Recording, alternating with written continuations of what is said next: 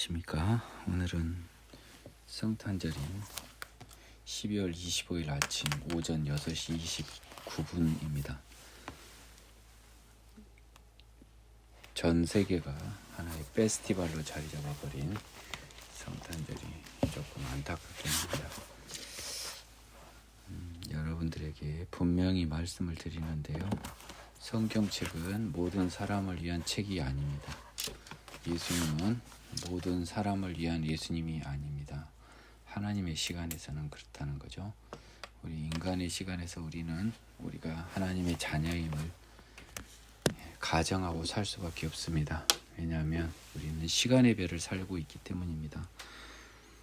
다만 여러분들이 놓치지 말아야 할 것은 가급적 이른 시간에, 빠른 시간에 하나님의 부르심이 있은 날로부터 짧은 시간에 여러분들은 참 하나님을 맞이해야 한다는 것입니다. 많은 사람들이 본인들이 죄와 타협하는 본인을 합리화하는 길을 걸어가는 걸 잘 알고 있습니다. 심지어 성경을 잘못 풀어서 그것이 우리 인간의 어쩔 수 없는 한계이며 이러한 한계를 가진 우리 인간이 허랑방탕한 믿음으로 그 힘없는 믿음으로 구원을 받을 수 있다는 그런 이론이 베드로 전서가 써진 그 오래전부터 존재했음을 우리는 추정해 볼 수 있겠습니다. 하지만 죽음을 넘을 수 없는 믿음은 가짜입니다. 죽음을 사모하지 못하는 믿음은 허구입니다. 여러분의 양심이 증거할 것입니다. 여러분은 죽는 구순구단에 세상 사람들과 같은 동일한 외침, 더 살고 싶다, 죽고 싶지 않다, 더 살고 싶다라는 처절한 몸부림으로 죽음에 임하게 될 것입니다. 그것은 여러분이 지옥의 자녀이기 때문이에요. 저도 장담할 수는 없지만 죽는 그 순간 하루라도 빨리 하나님 나라를 사모하고 어서 이끄사 하늘의 문을 여시사 받아주시옵소서라는 기쁨의 기도로 죽음의 순간을 넘는 저와 여러분 되기를 기원합니다. 성탄절은 페스티벌이 아닙니다. 죄와 죽음의 문제를 해결하러 오신 예수님을 경배하는 날인데요. 어느 순간부터 죄와 죽음이 사라져버린 교회에서 조차 크리스마스는 의미가 없게 되어버렸으니 이 세상 사람들과 함께 예수의 탄생을 축하한다는 허랑방탕한 명절로 전락해버린 이 크리스마스는 의미가 굉장히 퇴색된 것입니다. 여러분들은 부디 죄와 죽음의 문제를 해결하러 오신 하나님의 아들 예수 그리스도를 경배 찬양하는 주일이 크리스마스가 되기를 기원합니다. 그렇지 않는 예수는 의미가 없어요. 그리고 여러분들은 자꾸 2000년 전에 태어나신 예수님만 생각하지 마세요. 예수님은 지금 우리에게는 성령의 형태로 바로 여러분들 곁에 있습니다. 예수님은 기원 전후로 한 2000년 이전에도 계셨습니다. 예수님은 창세 전부터 계셨습니다. 왜냐하면 그분은 하나님이에요. 따라서 예수님의 탄생, 아기 예수 탄생, 그래서 여러분들이 자꾸 어떤 우리 인간의 탄생과 동일하게 보면 안 됩니다. 하나님이 우리에게 증거를 주시기 위해서 죄인인 우리에게 천국과 부활을 증거하기 위해서 죄 없이 살아간 인간은 하나님이 이렇게 부활을 시켜주신다는 증거를 삼기 위해서 하나님의 시간에서 약 2000여 년 전에 이 땅에 잠시 그 모습을 보이신 것뿐입니다. 그분은 아기로 태어나서 사람처럼 자라갔지만 그분은 하나님이었습니다. 하나님이 인간까지 낮아진 이유는 우리 인간들에게 하나님의 거룩한 자녀가 될 수 있다는 가능성을 실제로 증거하기 위해서 이 땅에 오신 것입니다. 여러분은 예수님과 인간 예수와 같은 길을 갈 수 있어야 되고 같은 마음을 먹을 수 있어야 됩니다. 인간 예수와 온전히 새로 태어난 예수의 길을 가는 하나님의 자녀들은 공통점이 있습니다.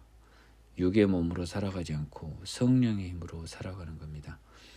예수님이 우리에게 모범을 보여주셨습니다. 따라서 예수님은 이 땅에 잠깐 오신 예수님은요, 우리 인간들에게 정답을 살짝 보여주고 가셨어요. 인생의 정답을 보여주고 가신 거예요. 근데 상당히 희한하게도 세계사는 그것을 놓쳐버린 겁니다. 하나님의 계획에서는 세계사로 기록되지 못하게 비밀스럽게 오셨다 가신 것입니다. 구원은 비밀스러운 것입니다. 구원은 오직 하나님이 알고 정하고 부르신 자들을 위한 것이지 모든 인간들을 위한 게 아닙니다. 이 부분은 너무너무 중요합니다. 자, 오늘은 누가복음 22장을 들어갑니다. 지난 시간에 예수님께서 최후의 만찬을 준비하기 위한 모든 예루살렘에서의 유월절 만찬 전에 일을 다 마치시고 가르치심을 다 마치셨습니다. 종말까지 이야기하셨네요. 자, 오늘은 유다가 배반하여 예수님이 잡히는 것으로 시작을 합니다. 유월절이라 하는 무교절이 다가오매 대제사장들과 서기관들이 예수를 무슨 방도로 죽일까 궁리하니는 그들이 백성을 두려워함이더라. 12 중 하나인 가룟인이라 부르는 유다에게 사탄이 들어가니 이에 유다가 대제사장들과 성전 경비대장들에게 가서 예수를 넘겨줄 방도를 의논하며 그들이 기뻐하며 돈을 주기로 언약하는지라. 유다가 허락하고 예수를 무리가 없을 때 넘겨줄 기회를 찾더라. 여러분이 잘 아는 유다의 배신인데요. 가장 큰 이유는 백성들이 예수님을 진정한 선지자로 알기 때문에 드러내놓고 예수를 잡을 수 없었습니다. 그래서 비밀스럽게 잡기 위하여 예수님의 제자인 유다라고 하는 사람이 배신을 하는 것이 하나님의 계획에서 허락이 되었습니다. 유월절 양을 잡을 무교절 날이 이른지라. 예수께서 베드로와 요한을 보내시며 이르시되 가서 우리를 위하여 유월절을 준비하여 우리로 먹게 하라. 여쭤오되 어디서 준비하기를 원하시나이까. 이르시되 보라, 너희가 성내로 들어가면 물 한 동이를 가지고 가는 사람을 만나리니 그가 들어가는 집으로 따라 들어가서 그 집 주인에게 이르되 선생님이 내게 하는 말씀이 내가 내 제자들과 함께 유월절을 먹을 객실이 어디 있느냐 하시더라 하라. 그리하면 그가 자리를 마련한 큰 다락방을 보이리니 거기서 준비하라 하시니 그들이 그 하신 말씀대로 만나 유월절을 준비하니라. 전번에도 살짝 언급을 했습니다만 22절 초반부 때문에 다시 언급하면 유월절과 무교절은 작은 의미에서는 동일합니다. 그 11월 15일이 시작하는 저녁 무렵이 유월절이고요. 그 다음 날 아침부터 이어지는 다음 해질 때까지가 무교절입니다. 따라서 날짜상으로는 동일해요. 근데 큰 의미의 무교절은 그날부터 일주일이 무교절이죠. 그래서 무교절은 유월절과 같은 날짜의 하루로서의 무교절과 그로부터 성회까지 모이는 일주일의 무교절을 구분해서 알고 있어야 되겠습니다. 유월절은 유대인에게 매우 큰 잔치입니다. 그래서 잘 알다시피 어린 양을 잡아서 불에 구워 먹잖아요. 그렇죠? 그것을 기념한 이유는 뭔가요? 그것은 이 죽음의 천사로부터 애굽에서 문설주와 임방에 묻어있는 빨간 양의 피가 하나님의 자녀들임을 백성들임을 증거하여 죽음의 사자가 그 문을 넘어서 점프했다는 겁니다. 점프해서 다른 곳으로 이동했다. 그래서 죽음의 사자가 점프해서 넘어갔다, 건너갔다 라는 의미의 유월입니다. 6하고 상관이 없어요. 숫자 6하고. 그 한문을 보세요. 굉장히 큰 명절입니다. 6월절은요. 요즘 시대의 6월절 비슷한 느낌이 사실은 성찬식인데요. 그거는 뭐 옛날에 유월절과 같은 율법 시대가 아니기 때문에요. 그 자체가 본질적 의미를 갖고 있지 않습니다.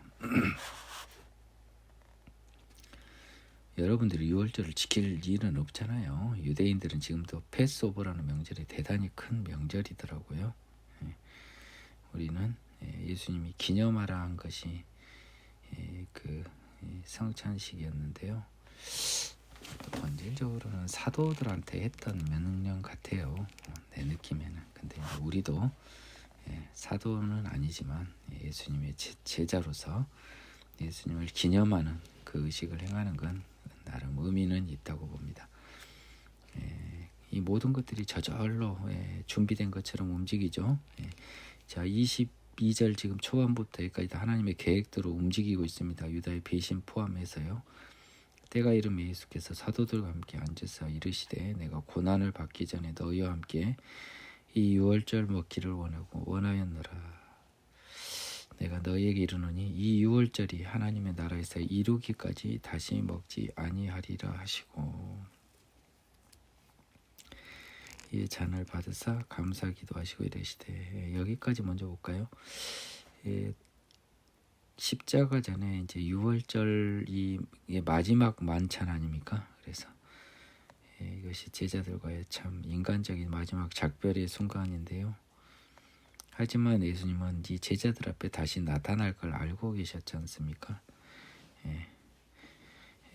그렇지만 이날 이제 굉장히 또 중요한 말씀을 또 하시고요. 이전에 다락방 가마뿐만 아니라 그 다음에 이것이 이 16절에 비춰보면요. 이 하늘나라에서 다시 먹지 아니하리라 해서요. 이 말은 뭔 말입니까? 하나님 나라에서 다시 너희를 만날 때까지는 먹지 아니한다 이 말이니까 첫 번째는 죽는다는 말입니다. 돌아가신다. 내년 6월절은 없다는 거잖아요. 그렇죠? 장소가 바뀌어서 이제 하나님 나라 천국에서 너희들과 진정한 6월절을 잔치를 그때 하자. 비슷한 표현이 예전에 나왔던 마태복음에 내가 포도나무에서 난 것을 하나님의 나라에서 먹기 전까지 이제 더 안 먹는다고 말씀하신 것, 하나님 나라의 혼인잔치, 그러니까 6월절 뭐 같은 건 잔치의 느낌입니다. 하늘과 새하늘과 새 땅 천국에서 우리가 예수님을 만나는 것이 예수님과 우리 모두의 잔치. 특히 하나님과 예수님도 이것을 잔치로 여기신다는 거예요. 이 잔을 받으사 감사기도 하시고 이르시되 이것을 갖다가 너희끼리 나누라.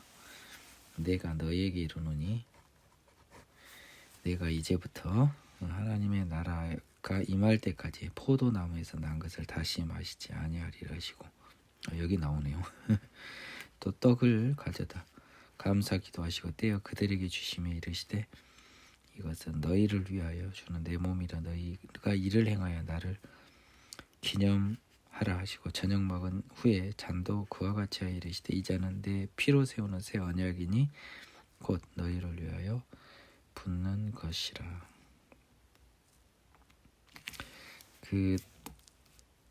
이 보면은요, 이 예수님이 그 18절에서 먼저 내가 너희를 내니 잔을 받으사 감사기도 하시기를 이것을 갖다 너희끼리 나누라. 하나님 나라에 임할 때까지 포도에서 난 것을 마시지 아니하리라라고 하면서 처음에 이 잔을 받아서 이 제자들에게 먼저 줬습니다. 그리고 떡을 떼어 줬고요. 내 몸이라 하고 다 저녁 먹은 후에 잔도 그같이 하여 이르시되 이 잔은 내 피로 세우는 언약이다라고 했습니다. 그래서 잔은 마치 2번 받았다는 건지 아니면 처음에 부은 잔을 떡을 먹을 때까지 기다렸다. 나중에 그 나눴다는 것인지 이것이 조금 이해가 안 가는데요. 느낌상 이 17, 18, 19, 20절이 굉장히 짧은 순간에 이루어진 떡 먹고 우리나라 보면 떡과 포도주를 함께 마시던 것을 표현한 것으로 보입니다. 그래서 이 누가는 좀 꼼꼼히 아닙니까? 그래서 먼저 잔을 받고 떡을 떼는 게 굉장히 근접한 시간에 이루어진 겁니다. 그리고 통상적으로는 이 밥을 먹는 것이 앞서고 잔을 나중에 먹는 것이 뒤인 것 같아서 아마 이렇게 표현한 것 같습니다. 왜냐하면 지금 떡 먹는 것과 음료를 마시는 것이 약간 나눠진 것처럼 써졌잖아요. 이런 것도 사실은 중요하진 않지만 한번 유심히 보는 겁니다. 성찬식인 나를 기념하기 위해서 하는 겁니다. 근데 이제 20절에서 제가 말씀드렸지만 이전에도 다 강의를 했어요. 우리 시대에 의미가 있는 언약은 예수 언약입니다. 이 예수 언약은요, 여러분이 회개하여 죄사함을 받는 게 예수 언약이에요. 다른 거 아니에요. 죄사함 받는 건 온전히 새로운 피조물로 태어나는 겁니다. 이거는 약속이 된 거예요. 진정한 회개는 온전한 죄사함과 재탄생이 허락이 되는 겁니다. 그럼 재탄생이 허락이 안 됐다면 이유는 하나죠. 여러분 중에서 언약이 없는 겁니다. 이 새 언약은 회개와 죄사함이 대가 관계로 이루어집니다. 그래서 여러분들이 아브라함 언약과 구별을 할 수 있어야겠어요. 아브라함 언약은 대가가 없습니다. 그냥 하나님이 일방적으로 주시는 겁니다. 근데 예수 언약은 회개와 대가 관계로 이루어지는 것입니다. 그러나 보라, 나를 파는 자와 손이 나와 함께 상 위에 있도다. 인자는 이미 작정대로 가거니와 그를 파는 그 사람에게는 화가 있으리로다 하시니 그들이 서로 묻되 우리 중에 이 일을 행할 자가 누구일까 하더라. 그래서 예수님께서는 명백히 언약을 이야기한 다음에 언약에서 벗어나는 사람이 있다는 것을 확인을 했습니다. 그래서 그 인자는 작정대로 가거니와 그를 파는 그 사람에게는 화가 있으리로다 라고 해서요. 이 의미가 조금 새롭게 매우 보입니다. 인자는 이미 작정대로 가거니와 여러분이 영어 표현 한번 제가 보겠습니다. 22절 The Son of Man will go as it has been decreed 라고 되어 있고요. 한국 기록을 한번 보겠습니다. Son of Man goes as it has been determined. 법에 정해진 또는 결정된 대로라고 이렇게 해서 갑니다. 그러면 뭡니까? 이미 작정된 것은 우리 구원을 위해서 새로운 능력을 주기 위해서 새 사람으로 태어나기 위해서 성령을 주시기 위해서 갑니다. 작정된 대로는 그 의미입니다. 그를 파는 그 사람에게는 화가 있다는 게 뭔 말이에요? 인자는 작정된 대로 십자가를 지지만 그것과 전혀 상관없는 사람, 그를 파는 배신한 사람에게는 화가 있다는 겁니다. 따라서 예수님이 십자가 사역에도 불구하고 예수님을 배신한 사람들은 아무 의미가 없는 거예요. 즉 예수님이 작정된 것은 구원을 위한 거잖아요. 구원을 위하여 가지만 예수님을 파는 그 유다에게는 구원이 아닌 화가 있지 않습니까? 따라서 유다와 비슷한 예수님을 배신한 사람에게는 예수님의 십자가 제사에도 불구하고 그들에게는 화가 있는 겁니다. 오늘 성탄절날 여러분들이 큰 의미 있게 받으셔야 될 거예요. 여러분이 유다가 아니라고요? 유다는 예수님을 돈을 받고 팔았지 않습니까? 그것은 그 사람은 세상에 관심이 있었기 때문인데요. 그래서 세상에 관심을 가지고 여전히 죄에 머물러 있는 그 사람에게는 화가 있는 겁니다. 예수님은 작정된 대로 십자가를 지셨지만 능력을 주시기 위해서 십자가를 지셨지만 그분이 십자가 지고 부활하여 성령 주는 것이 뭡니까? 유다와 같이 예수를 파는 자, 여러분이 예수 파는 자를 너무 나쁘게 생각하는데 죄 짓는 여러분들도 회개하지 않는 여러분들도 전부 다 예수님의 작정된 구원에서 멀어져 있음을 유념하셔야 될 겁니다.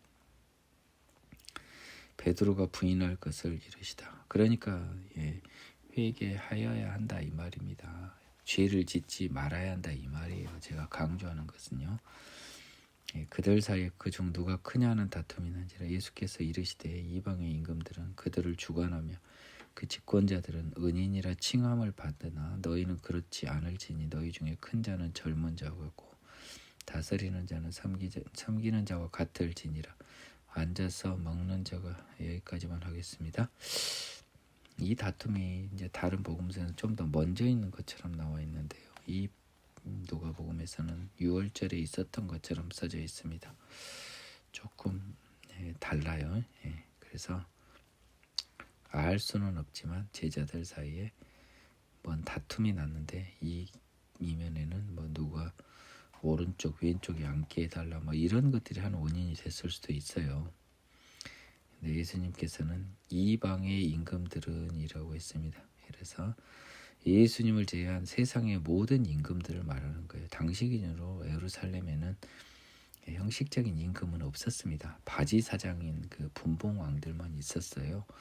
그래서 세상의 임금들은 다른 나라 임금들은 전반적으로 당신은 신분제사회 아닙니까? 그래서 그들을 주관하며 집권자들은 은인이라 칭함을 받습니다. 은인이라는 것이 뭐 어떤 번역이 좀 어색해요. 좀 힘센 자, 높은 자, 또 나아가서 위대한 자 이런 의미 아니겠어요? 24절 보겠습니다.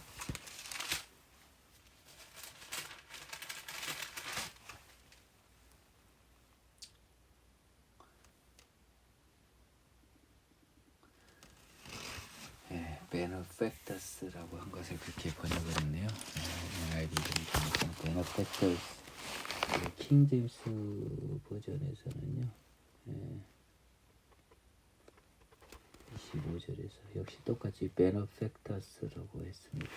은혜를 주는 사람이요. 그래서 자기 하인들한테 먹을 걸 주는 것, 먹여 살려준다 해서 은인이라 칭함을 받나 봅니다.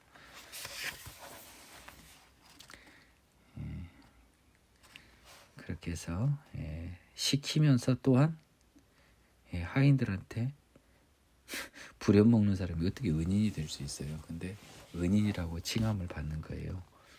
웃기는 거죠 사실은. 이것은 종하고 주인하고 서로 다른 신분, 아예 어떤 종자가 다른 것임을 전제로 했을 때나 가능한 거지 않습니까? 두 부류의 집단이 있는 거죠. 지배하는 임금과 피지배한 아랫사람. 그래서 이러한 사정이 있기 때문에 서로 누가 높냐 낮냐가 중요한 겁니다. 근데 너희는 그렇지 않아야 돼요. 세상 질서와 달리 너희 중에 큰 자는 젊은 자는 신분이 낮은 자죠. 그렇죠?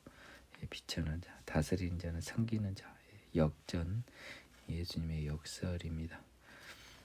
오히려 높은 사람이 섬기는 자가 되어야 한다. 이 말은 좀 쉽게 표현하면 차별이 없애야 한다라는 의미예요. 그래서 상당히 일찍 이 근대 시민법이 형성되기 이전부터 인간의 평등을 주장하는 이 말은 진짜 충격적인 말입니다. 근데 단순히 세상 임금이 아닌 하나님의 아들의 입에서 나온 말이니까 굉장히 충격적인 말입니다.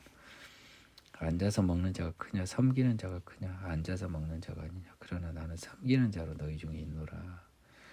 너희는 나의 모든 시험 중에 항상 나와 함께한 자들인즉 내 아버지께서 나라를 내게 맡긴 것 같이 나도 너희에게 맡겨 너희로 내 나라에 있어 내 상에서 먹고 마시며 또는 보좌에 앉아 이스라엘 12지파를 다스리게 하려 하노라.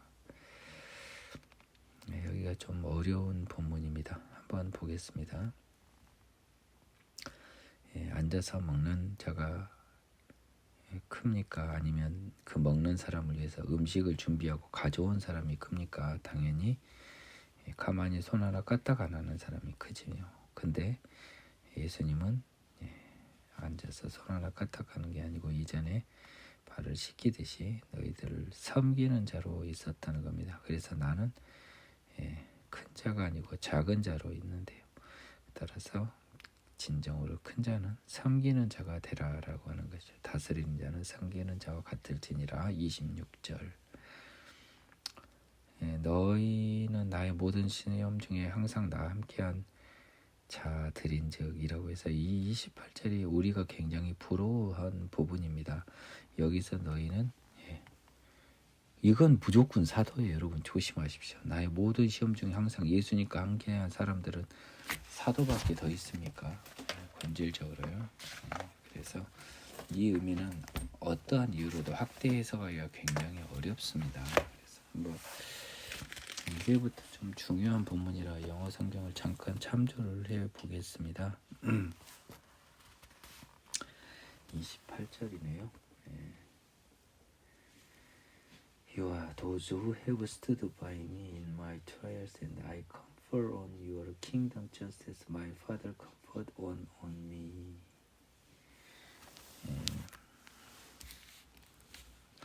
내 아버지께서 나라를 내게 맡긴 것 같이 나도 너희에게 맡겨라고 했습니다. 킹덤이라고 돼 있거든요. 나라라는 느낌이 좀 아닙니다, 여러분. 영어 번역이 킹덤이에요.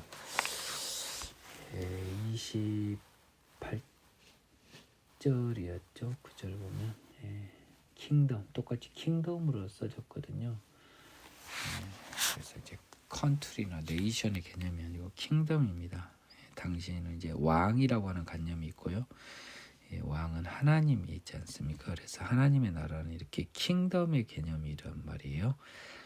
하나님의 나라를 나한테 맡겼다는 겁니다. 사실은 이제 십자가 사역 이후에 이제 온전히 맡겨진 건데 그 전에는 지금 이 땅에 와서 하나님 나라의 백성을 만드는 그 작업을 맡기신 거죠. 나도 너희에게 맡겨라고 해서 결국은 이 맡긴 것이 하나님 나라의 백성을 만드는 일을 맡긴 것이 됩니다. 제일 중요한 일이라고 제가 누차 강조했습니다. 예수님 사역 중에서요. 그리고 하나님 나라는 이미 임했다는 건 왜 임했다고 제가 말씀을 드렸습니까? 하나님 나라의 가장 큰 백성들이 만들어졌기 때문이에요. 그 사람들이 죽음을 통해 하나님 나라로 옮겨지는 일만 남았습니다. 너희로 내 나라에 있어 내 상에서 먹고 마시며 또는 보좌에 앉아. 이게 지금 굉장히 어려운 본문입니다. 한번 영어를 한번 볼까요? So that you may eat and drink at my table in my kingdom and sit on thrones judging the 12 tribes of Israel이라고 되어 있습니다. 이제 느낌이 조금 옵니다. 그 저지라고 하는 것은 사실은 약간 본질은 다스린다는 것보다는 재판하는 관념이 더 큰데요. 킹제임스 버전 함께 보겠습니다. You may eat and drink at my table in my kingdom and sit on thrones judging the 12 tribes of Israel이라고 되어 있거든요. 이스라엘의 12지파가 여기서는 형식적 의미의 이스라엘의 그 야곱의 12지파인지 아니면 영적 이스라엘 전부를 말하고 하는 것인지는 알 수는 없겠습니다. 잘 모르겠네요. 솔직히. 근데 지금 예수님의 이 말씀은 지금 다시 한번 볼까요? 섬기는 자가 더 크다라고 하는 큰 테마에서 시작을 했는데, 자 그러면 아버지 나라를 맡겨 상에서 12지파를 다스리게 하노라라고 해서 저징이라고 하는데요.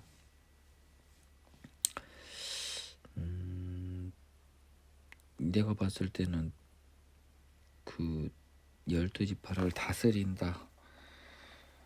모두 쩌지라고 돼 있단 말입니다. 쩌지. 그래서 지금 이 쩌지라고 하는 게 예수님과 같이 이 사람들이 우리를 심판한다고 한 건 아니잖아요. 왜냐하면 이미 다른 성경에서 한 날을 정해서 한 사람으로 심판할 자로 예수님을 정하셨다고 했는데 이 사람들이 그 심판을 하는 건 아닙니다. 그러면 굳이 따르면 다스리게 하려 하노라는데요. 자, 이게 이제 거꾸로 올라가면 뭡니까? 다스린 자는 섬기는 자가 되는 것 아닙니까? 그래서 하나님 나라에서 예수님과 함께 12지파를 섬기는 느낌이 더 큽니다. 지금 다스린 이야기가 안 나왔어요. 우리 성경에서는 또는이라고 써졌거든요. 이게 왜 또는으로 연결이 되어 있는지 그것이 참 어렵습니다. 이해가 좀 안 가요. 또는이라고 단어가 썼는데요. 네. 그렇게 또는이라고 쓸 필요가 없거든요. 분사로, 현재 분사로 이어졌는데 글쎄요, 저는 이 또는이라는 게 왜 나왔는지를 조금 못하겠네요. 예. 생략 돼도 무관합니다. 또는은 없는 게 차라리 맞아요. 그래서 내 상에 먹고 마시며 보호자야 한다. 이스라엘 12지파를 다스리기를 앞계로 바꿔버리면 섬기게 하려 하노라 해버리면 맞아요. 앞에 개념이 지금 계속 이 이방인 집권자와 하나님 나라 집권자들은 다른 거예요. 지금 부려먹는 사람들 아닙니다. 이 조심하세요. 그래서 이것을 가지고 어떤 그 천년왕국을 설명하는 그런 견해도 봤는데 조금 동의는 쉽게 되진 않네요. 네. 그래서 이 사도들에게 어떤 특별한 어떤 의미가 있는 것 같긴 한데, 예. 우리는 세상적으로 보면 12지파의 앞에 군림하는 모습이지만 그게 아니면 26절 7절에서 예수님이 분명히 말씀을 하셨습니다. 그래서 이 질문의 답변이 너희 모두가 12지파를 다스리게 한다라고 한 건 이제 좀 느낌이 나네요. 지금 누가 크냐라고 했지 않습니까? 예수님이. 근데 예수님의 답변은 그것에 대한 답변이 되겠네요. 너희 모두 예수님하고 똑같이 마시면서 12지파를 다스리니까 너희 다 나와 똑같아. 그리고 12지파를 다스린다겠는데 큰 게 아니고 이 다스린 사람은 뭐예요? 섬기는 사람이 돼버린 거니까요. 예수님과 더불어 제발 큰 것 가지고 싸우지 말라라는 그런 느낌이 좀 더 강해 보이네요. 30절이 약간 그 24절에 대한 답으로 좀 보입니다. 오늘 이것을 조금 메모해 놓겠습니다.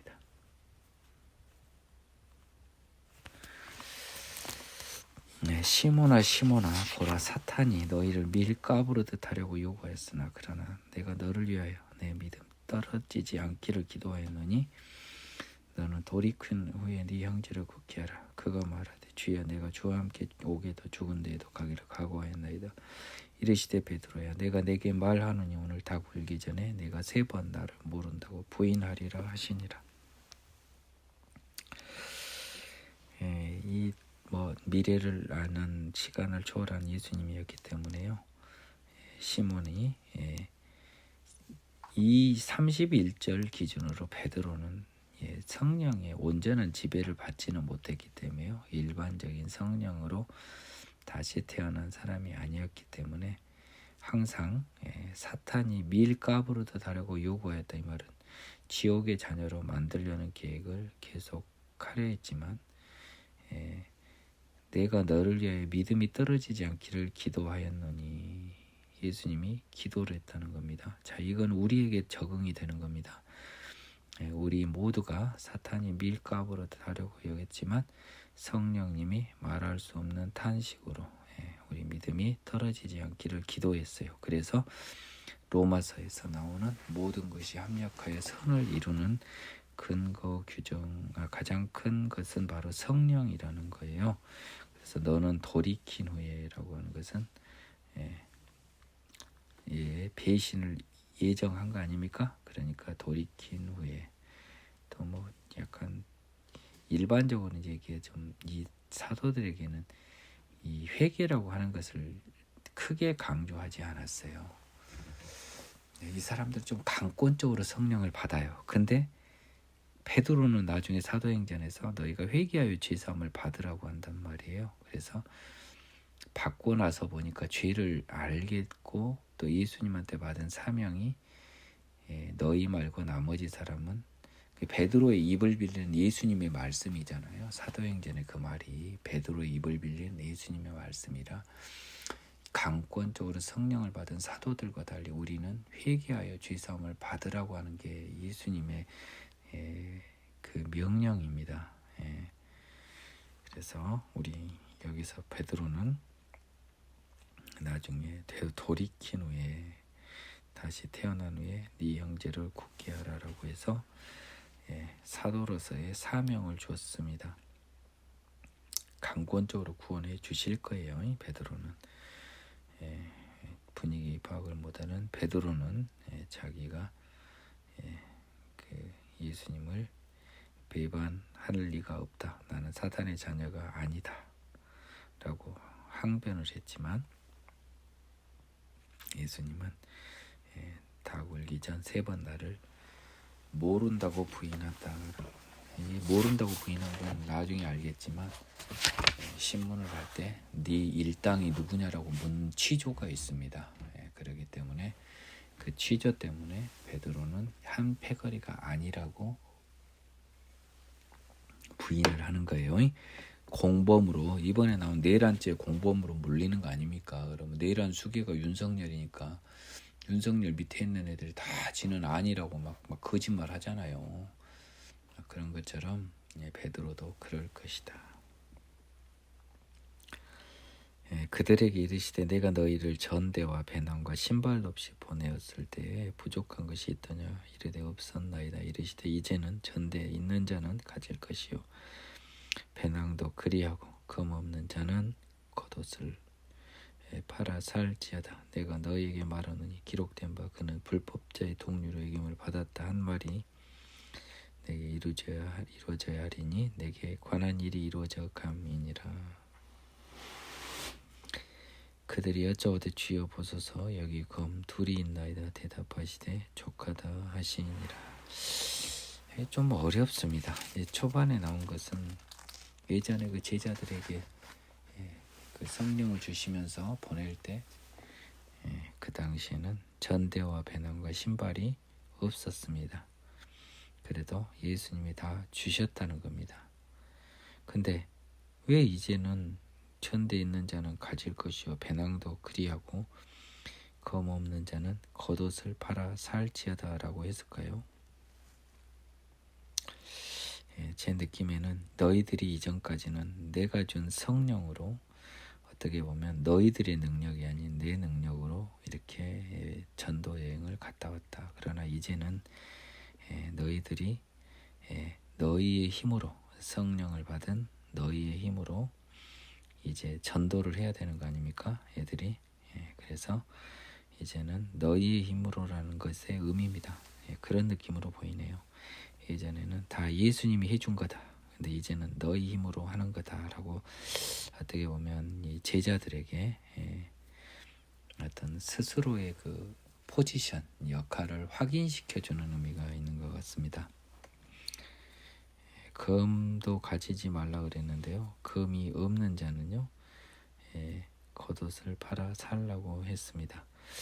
그래서 여기서 이거는 굉장히 의미가 큽니다. 우리가 어려워요. 왜냐하면 이제 너희를 보내었을 때라고 하는 것이 여러분들이 이것을 잘 몰라서 그래요. 이전에 나온 이 보내은 것은 전도 여행을 보낸 겁니다. 그러니까 이제도 마찬가지로 전도 여행을 가는 건데요. 전도 여행 하는데 왜 검을 사야 됩니까? 이거 굉장히 어려운 말이에요. 한번 영어 성경을 먼저 보겠습니다.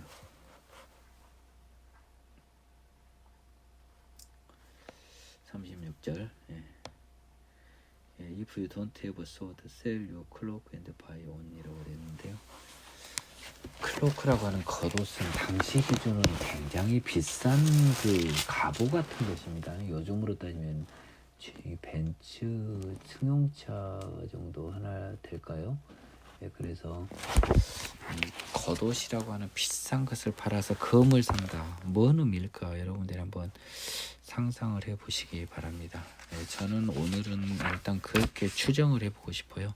이걸 도저히 우리가 아는 칼이라고 볼 수는 없습니다. 내가 봤을 때는 이 전도를 여행하는데 칼로 사람을 죽이고 보호한다 죽이진 않겠지만 다른 사람부터 보호한다. 저는 그런 느낌은 아닌 것 같습니다. 그래서 이 검은 보통 예수님의 말씀으로 많이 비유가 됩니다. 그래서 겉옷은 가장 비싼 물건이거든요. 그래서 너희들의 가장 비싼 것을 팔아라고 하는 것은 모든 것을 희생해서라도 말씀으로 모든 노력으로 말씀으로 중무장을 해라라는 의미로 보여집니다. 여러분들 각자 상상을 해보십시오. 정답은 없습니다. 내가 너희에게 말하노니 기록된 바 그는 불법자의 동료로 해. 이건 십자가 사역이죠. 십자가 사역이 내게 이루어져야 하니까 나에 관한 일. What is written about me? 구약 성경에 쓰여진 나에 관한 일이 그 완성을 위해 다가가고 있다. 이런 말입니다. 그러니까 나는 어차피 십자가로 죽고 이 세상을 떠나요.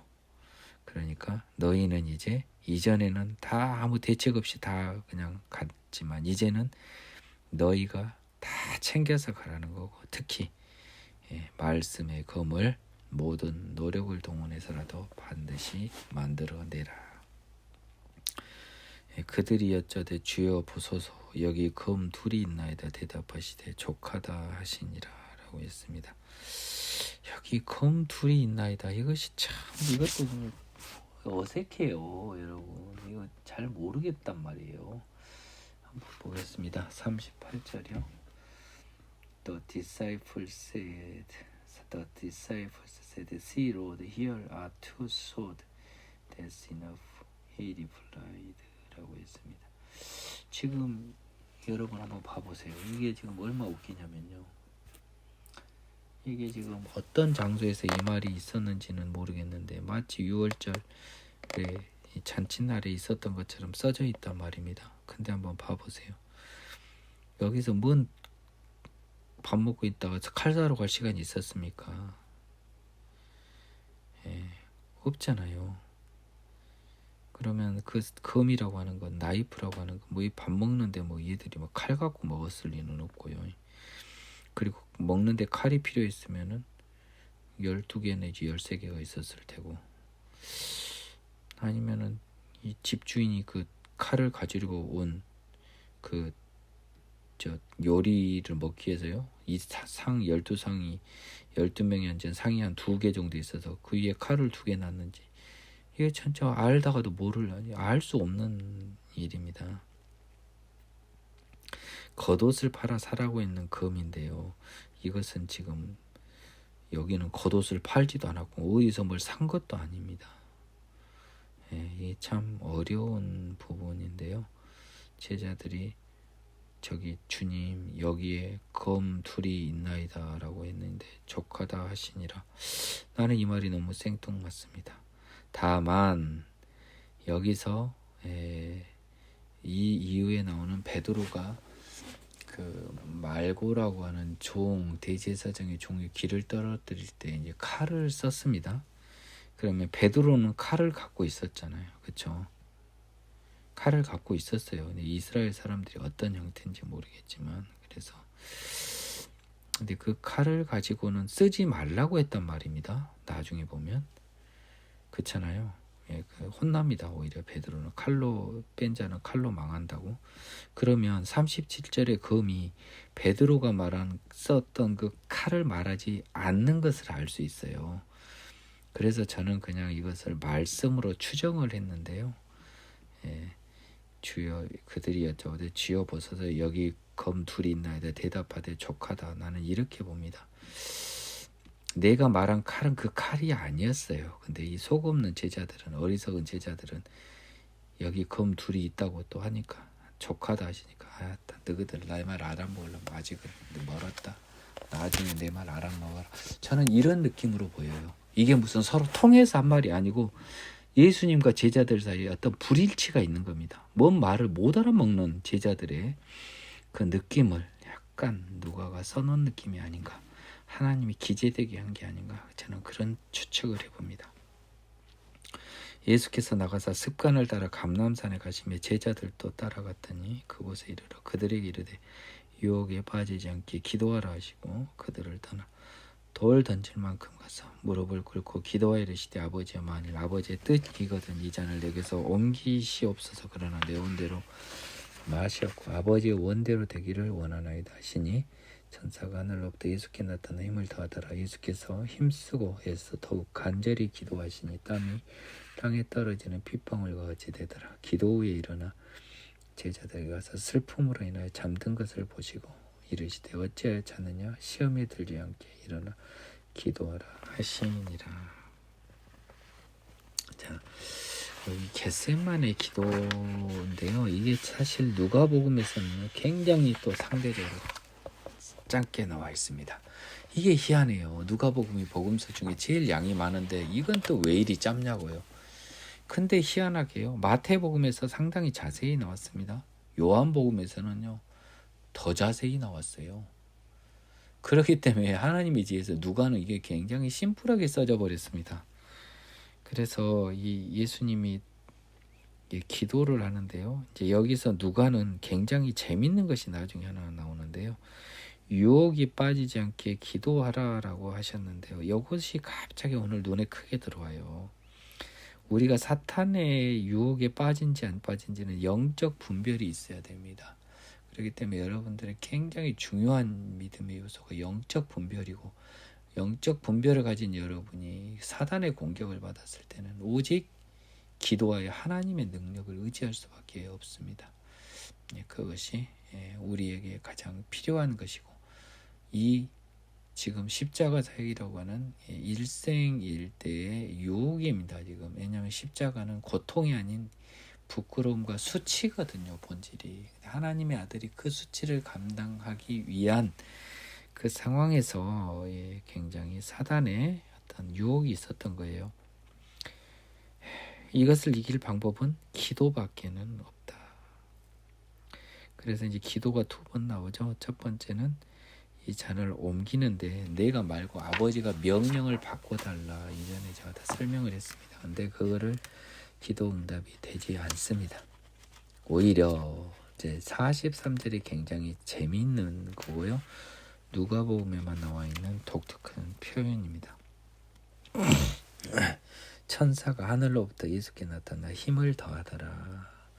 그러니까 이 여러분들이 천사라고 하는 표현을 겁나 조심해야 되는데요. 천사라고 하는 자체가 가끔은 하느님을 나타낼 때도 있습니다. 그것은 창세기 도입부에도 나타났어요. 그래서 이 천사라고 하는 것이 성령님의 느낌, 하나님의 느낌도 굉장히 많아요. 지금 여기서 천사가 분명히 성령님의 느낌이 굉장히 강합니다. 그리고 예수님이 기도로 이기신 이면에 뭐가 있었다는 거예요? 천사의 도우심, 성령님의 도우심으로 겟세마네 기도로 마귀를 이겨내신 거잖아요.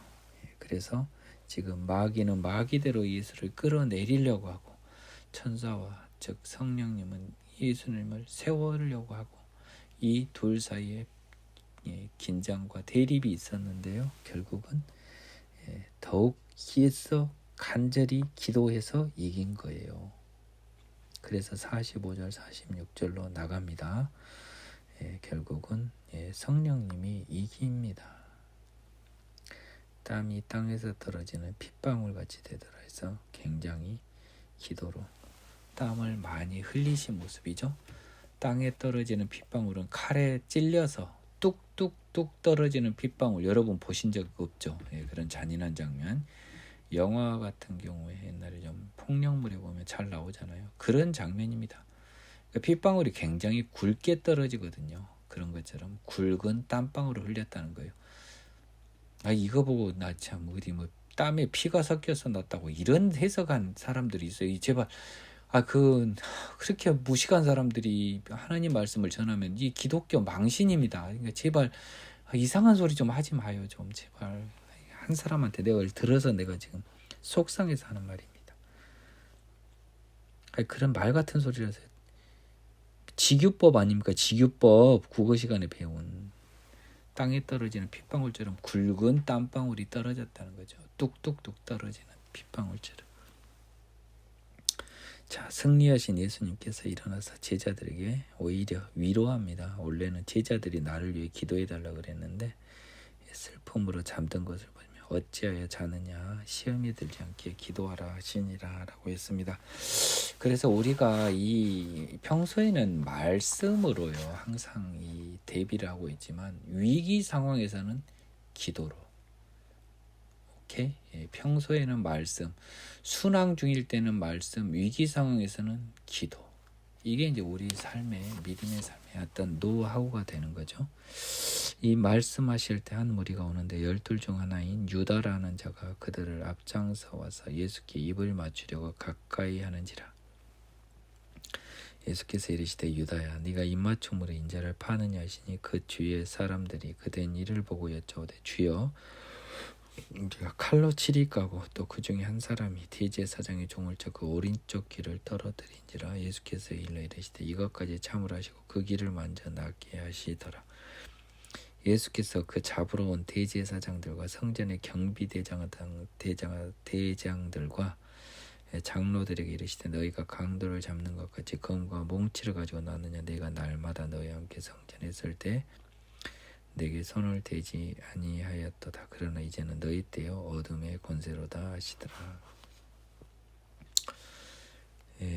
결국은 유다가 여러 사람들을 데리고 와서요 이 사람이 예수님입니다고, 예수님을 모른 거예요. 이 군인들은, 이 종들은 누가 예수님인지 모르니까 표시를 해서 잡았습니다. 입맞춤으로 표시해서요. 그때 베드로가 나중에 보면 아까 그 검을 갖추라고 하니까 이 소급된 1차원적인 사고라는 우리 베드로는 이 칼을 이때 쓰라고 했구나라고 해서 지금 예수님하고 전혀 안 맞아요. 지금 일치가 안 돼요. 예? 뭐 이렇게 말하면 찰떡같이 알아들어야 되는데 전혀 지금 못 알아. 이 칼을 이때 쓰는구나 하고 그냥 바로 오른쪽 귀를 떨어뜨립니다. 제가 이거 말했죠. 이거는 예수님이 그 전에 내가 12군단도 되는 그 천사를 데려올 수 없을 줄로 아느냐라는 그런 것처럼 베드로는 내가 이 칼을 써서 작은 전쟁을 시작하면 우리 선생님께서, 우리 예수님께서 능력을 발휘해서 함께 얘들을 장풍이든 뭐든 해서 다 쓰러뜨려 버려, 다 죽여버릴 거라고 생각하고 베드로는 먼저 나섭니다. 예수님 이제 따라오십시오. 힘을 주시고 능력을 보여주세요 라고 한 거죠. 오른쪽 귀를 떨어뜨려 버렸네요. 가장 작은 이제 상처인 귀를 썰어버림으로써 드디어 예수님 편에 선 베드로가 검을 준비하라고 했으니까 요건갑다고 검을 써서 우리가 검을 준비하면 더 큰 검을 가진 예수님, 가지실 예수님, 오병이의 기적을 일으키신 우리 선생님, 무리를 걸어오신 우리 선생님, 벙어리를 말하게 하신 우리 선생님, 맹인을 눈뜨게 하신 우리 선생님, 앉은 뱅이를 걷게 하신 우리 선생님은 기적적으로 12군단도 되는, 군단이 더 되는 막강한 군대를 레드선 해서 데리고 와서 이것들을 쓸어버릴 걸로 기대를 했습니다.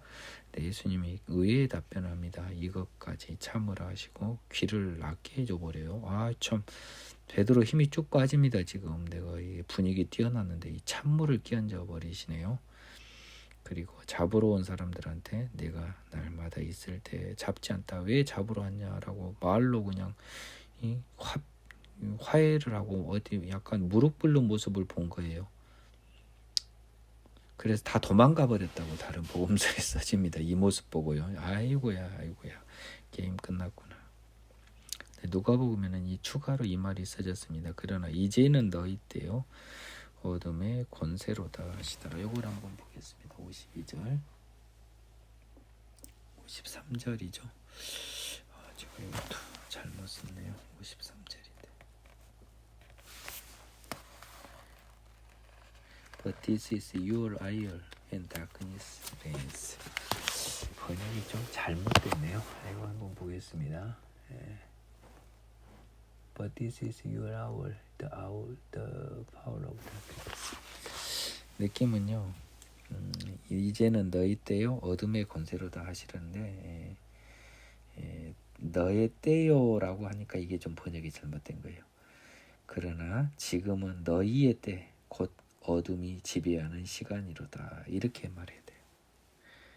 예. 어둠의 권세로다. 왜 이렇게 번역하냐고요. 그러나 이제는 너희 때요 즉 어둠의 지배하는 시대로다.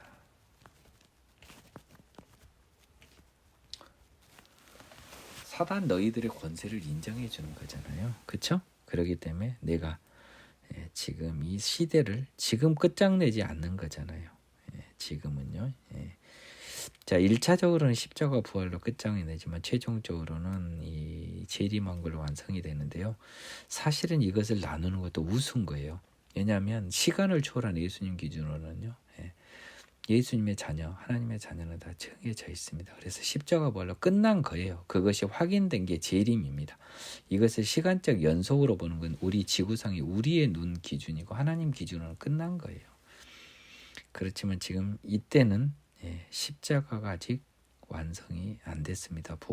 십자가 부활이. 그래서 이렇게 표현이 된 거예요. 예수를 잡아 끌고 대제사장의 집으로 들어갈 때에 베드로가 멀찍이 따라가니라. 사람들이 뜰 가운데 불을 피우고 함께 앉았는지라. 베드로도 그 가운데 앉았더니 한 여종이 베드로의 불빛을 향하여 앉은 것을 보고 주목하여 이르되 이 사람도 그와 함께 있었느니라니. 베드로가 부인하여 이르되 이 여자여 내가 그를 알지 못하노라더라. 조금 후에 다른 사람이 보고 이르되 너도 그 도당이라거늘. 베드로가 이르되 이 사람은 나는 아니로라더라. 1시간쯤 있다 또 다른 한 사람이 장담하여 이르되 이는 갈릴리 사람이 참으로 그와 함께 있었느니라. 베드로가 이르되 이 사람아 나는 네가 하는 말을 알지 못하노라. 고 아직 말하고 있을 때 닭이 곧 울더라. 주께서 돌이켜 베드로를 보시니 베드로가 주의 말씀 곧 오늘 닭 울기 전에 내가 3번 나를 부인하리라 하심이 생각나서 밖에 나가서 심히 통곡하니라. 다른 복음서에도 많이 나와서 특별한 설명은 하지는 않겠습니다. 그때 상황이 조금 달라요. 요한복음 보면 요한은 대제사장과 친척이어서 편하게 들어갔고 요한의 백으로 베드로도 들어간 걸로 나옵니다.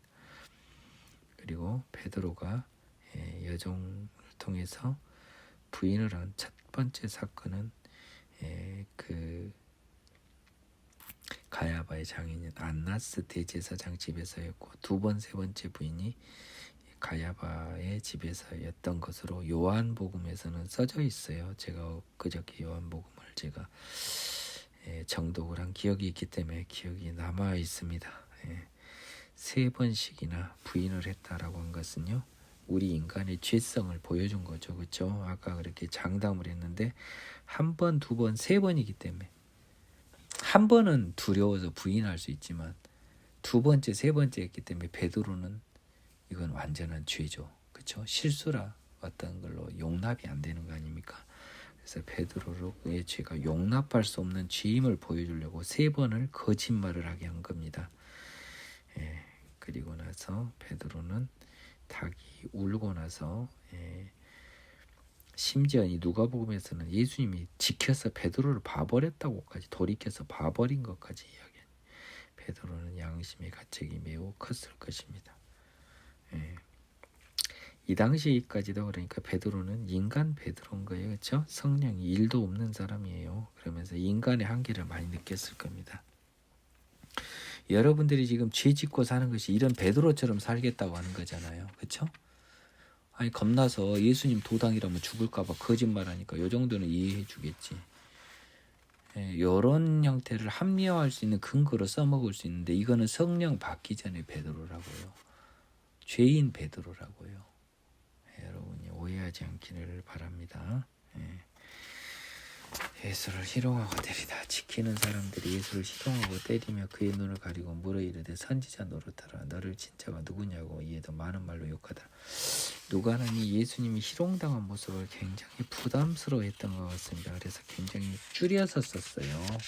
하나님의 아들이 사람들이 이렇게 무시당하고 희롱당하는 것을 굉장히 짧게 쓴 것 같습니다. 나리샘에 백성의 장로들과 대제사장 누가 서기관들이 예수를 공회로 끌어들여 이르되 네가 그리스도거든 우리에게 말하라. 대답하시되 내가 말할지라도 너희가 믿지 아니할 것이요 네가 물어도 너희가 대답하지 아니할 것이라.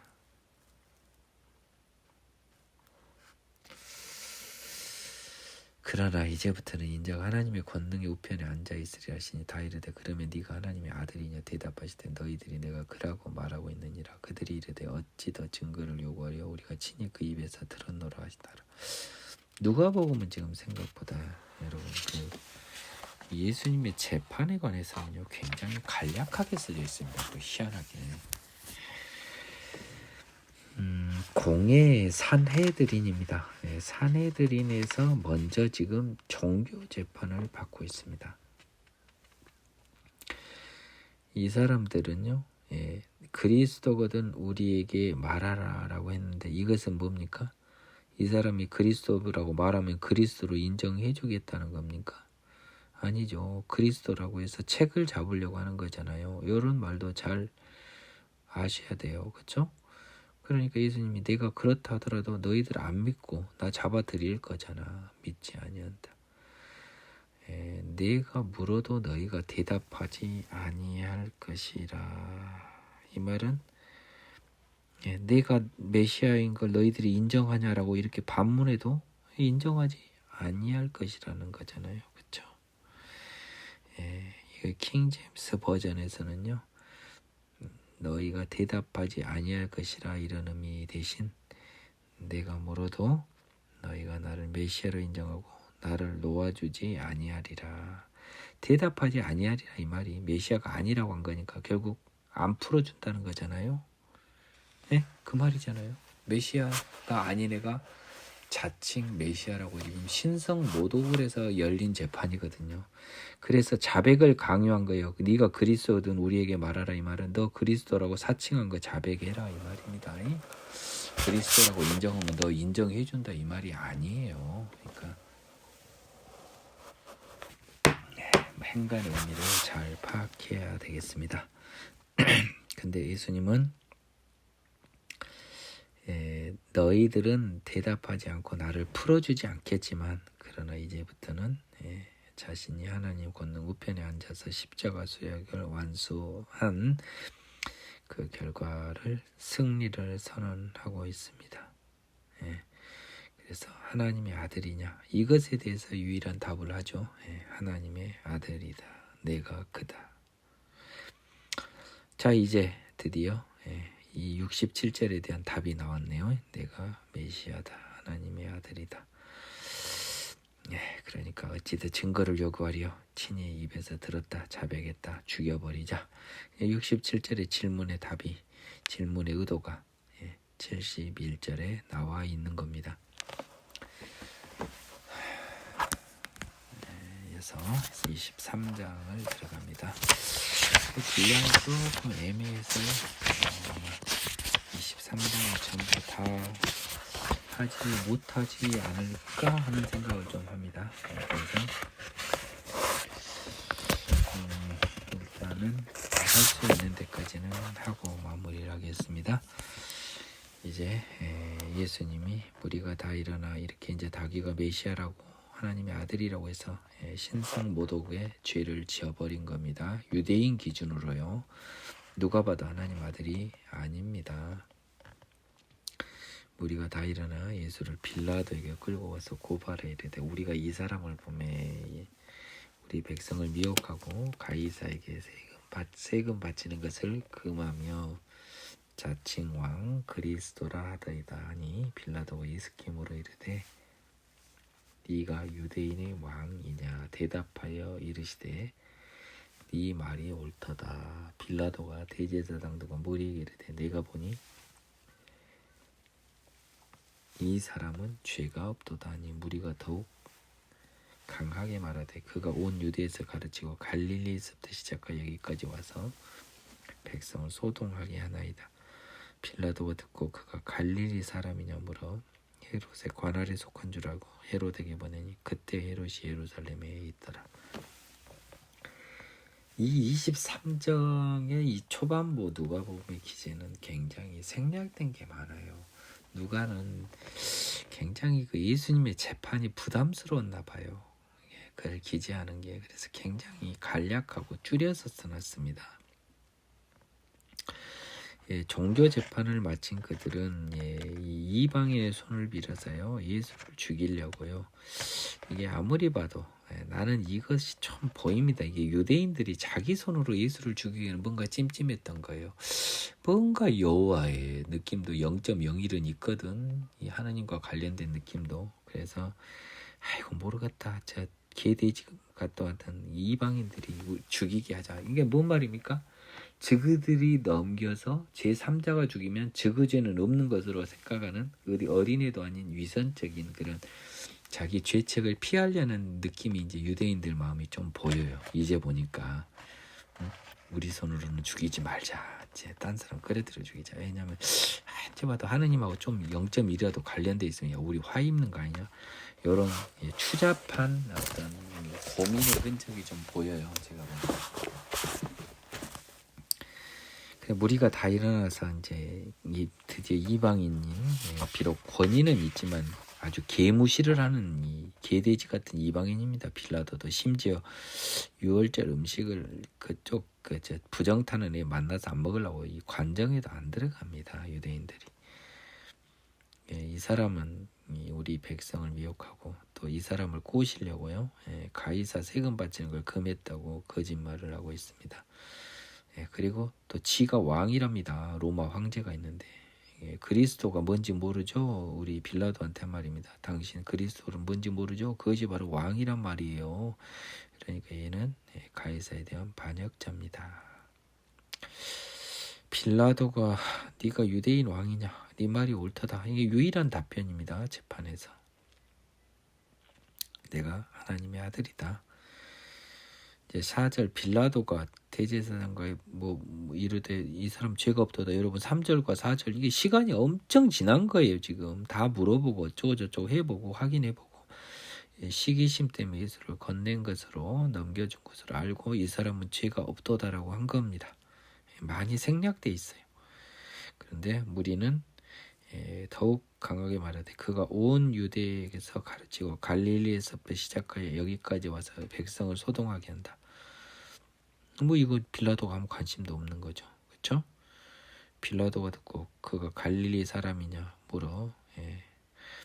자, 갈릴리에서부터 지금 이상한 도를 가르치고 지금 우리 유일한 우리 이스라엘 유대인들의 하나님을 그냥 모독하는 인간이 막 하나님의 아들이라고 해버리고 그냥 그리고 어쩌고저쩌고 하면서 또 바리새인들 많이 갈구고 욕하고 진짜 아주 흉악한 녀석입니다. 우리 사회를 부정합니다. 우리 지배계급을 개무시하고 있습니다.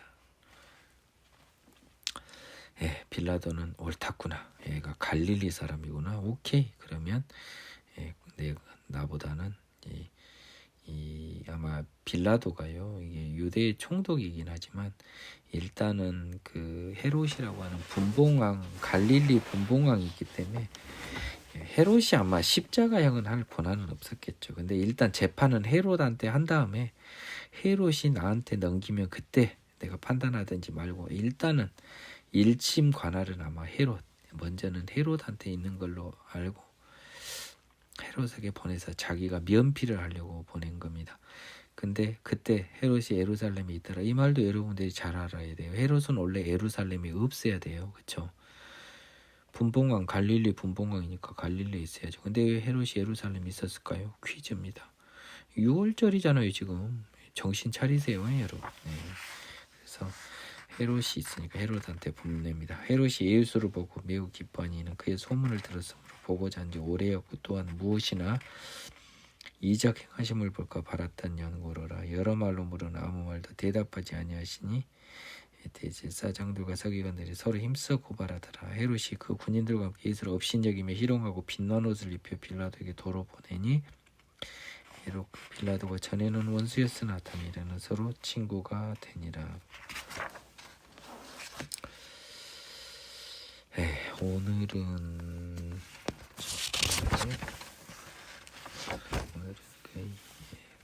성탄절이니까 25절까지만 하겠습니다. 성탄절이니까 25절까지만 하겠어요. 말투 들어갔다 마치는 데는 나름 일가견이 있어요.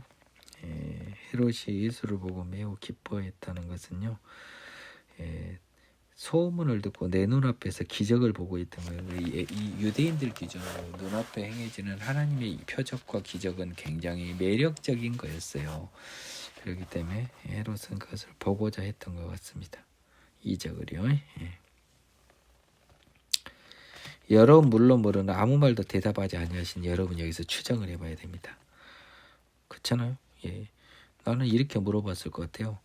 아니 네가 하나님 아들이라며 제발 좀 하나님의 아들인 거 딴 사람 앞에서 보이지 말고 내 말대로 좀 보여줘봐라. 너 하나님한테 내려올 때 뭔 명령 받고 왔냐? 하나님 어떻게 생겼디?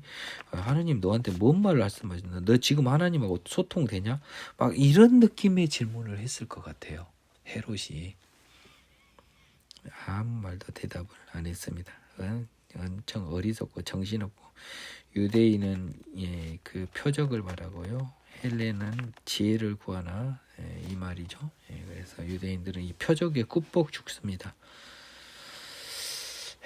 그래서 여러분이 좀 알 수 있어야겠습니다. 그래서 대제사장과 서기관들은 힘써 고발을 했습니다. 헤롯 앞에서요. 이자가요 뭐 성전도 부숴불고요 어쩌고 저쩌고 우리 다 욕 엄청 많이 했습니다. 화 있을 진저 바리새인들 서기관들 대제사장들 막 정말 정말 우리를 진짜 치가 떨립니다라고 이렇게 고발했습니다. 헤롯이요. 이거 기적도 못한 거예요. 이 업신여기면서의 근거는 뭐냐면 무슨 이적이나 행하심을 볼까 바랬는데 안 한 거예요. 그리고 아무 말도 못해요. 아이고야 저거 아무것도 아니구나 저. 야 완전 개털이다. 그러면서 오히려 놀리고 빛난 옷을 입혀 빌라도에게 도로 보냅니다. 그래서 아마 이 빛난 옷을 입히는 게 굉장히 모욕적인 행위였던 거, 홍포를 입힌 걸로 나오죠. 다른 것에서는. 그래서 이게 모욕적인 것, 즉 죄인에게 어울리지 않는 화려한 옷을 주물어서 그 사람을 능멸하는 그런 느낌이 듭니다. 헤롯과 빌라도가 전에는 원수였다 당일에는 서로 친구가 되니라라는 이 표현도 상당히 뜬금없더라고요. 자, 한번 보겠습니다. 12절.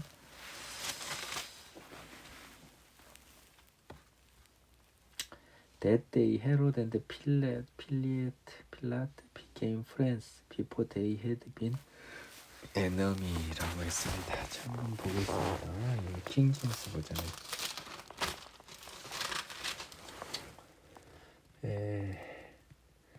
For previously they had been at enemy with each other. And Herod became friends with each other. 그 말이 써졌네요. 왜 원수가 됐을까요?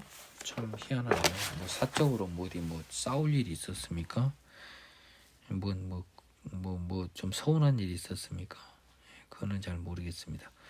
다만 이제 서로 친구가 된 것은 기본적으로는 이 두 사람이 세상적으로는 유대인과 헤롯은 유대 사람일 거예요. 분봉왕이니까. 그리고 빌라도는 로마 사람 아닙니까? 그래서 적어도 마음속으로는 서로 다른 피도 다르고 민족도 다른 원수 관계였는데 예수를 죽이기로 예수를 십자가에 처형하게 된 그날에는 서로 친구가 된다.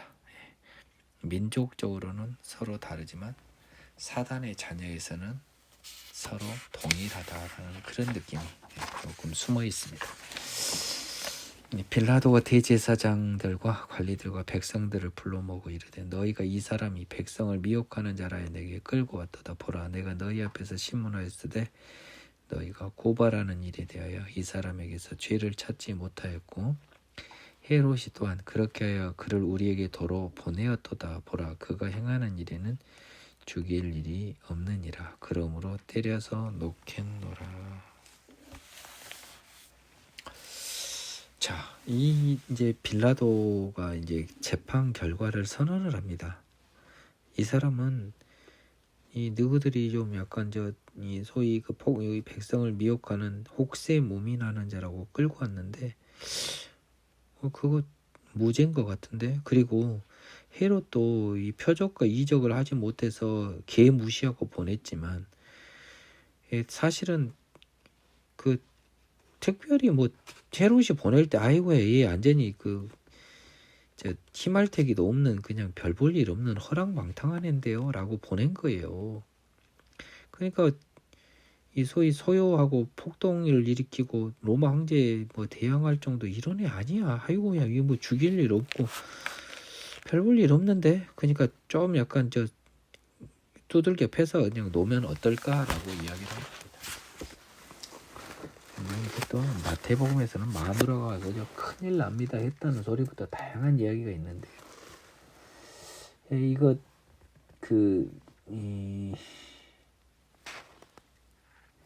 이 17절은 없어졌는데요. 이게 킹제임스 버전은 이걸 다 그냥 끄집어 넣어놨습니다. 생략된 부분을 추정해서 넣은 것 같아요.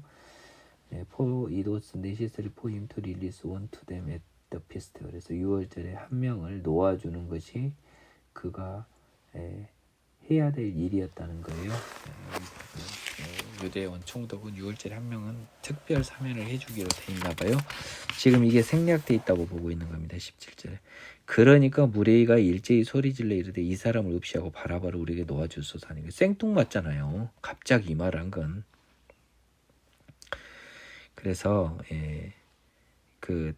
이 16절에서요. 때린 다음에 놓겠다라는 거 채찍질하고만 풀어주겠다는데 어차피 6월절에 내가 한 명은 풀어주는데 이 사람을 풀어주겠다고 한 거예요. 17절에.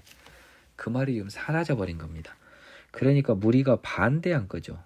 왜 걔를 풀어줍니까? 이 사람은 죽여버리고 바라바를 주라. 많은 것이 생략됐습니다. 이 바라바는 성중에서 일어난 민랑과 살인으로 말미암아 옥에 갇힌 자 알아라. 빌라도는 예수를 놓고자 하여 다시 그들에게 말하되 그러니까 이제 이제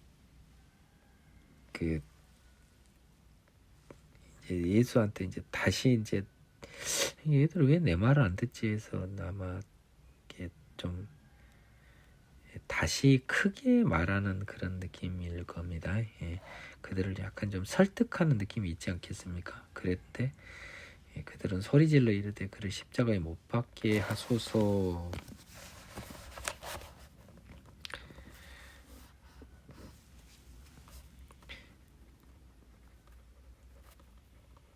그래서 이제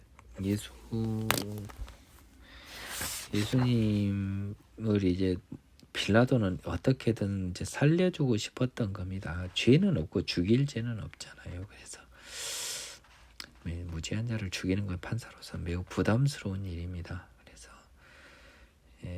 그 예수를 놓고자 해서 계속 말을 했지만 십자가에 못 박게 하소서 하는지라 빌라도가 3번째까지 말했습니다. 이게 빌라도의 고뇌가 확인이 되고 있어요. 누가복음에서요. 한 번, 두 번, 3번.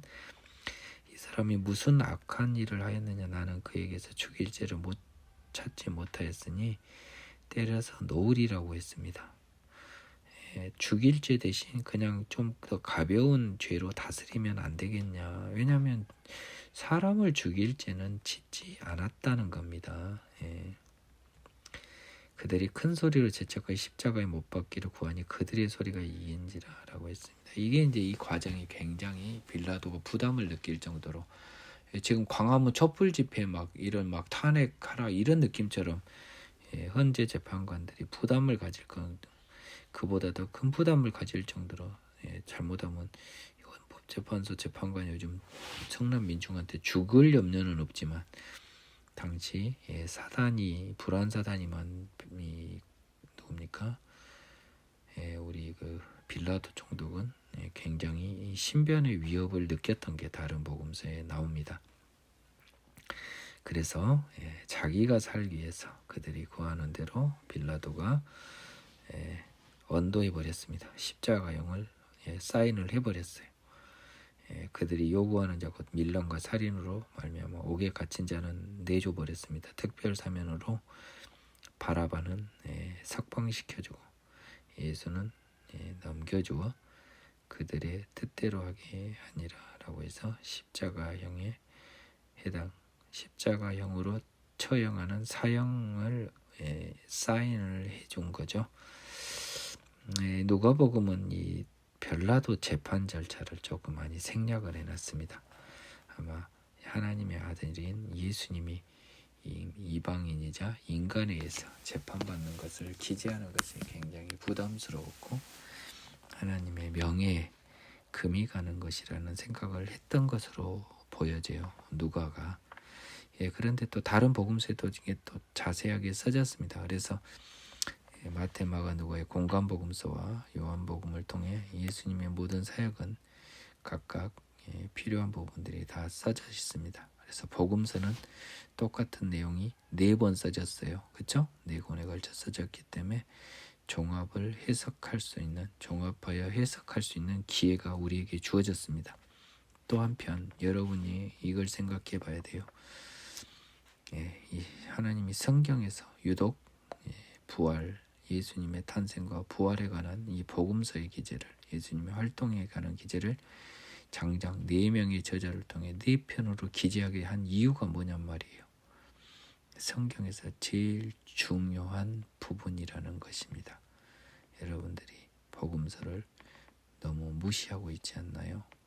여러분은 하나님의 참 뜻을 잘 확인해보는 성탄절을 맞이하시기 바랍니다. 수고하셨습니다.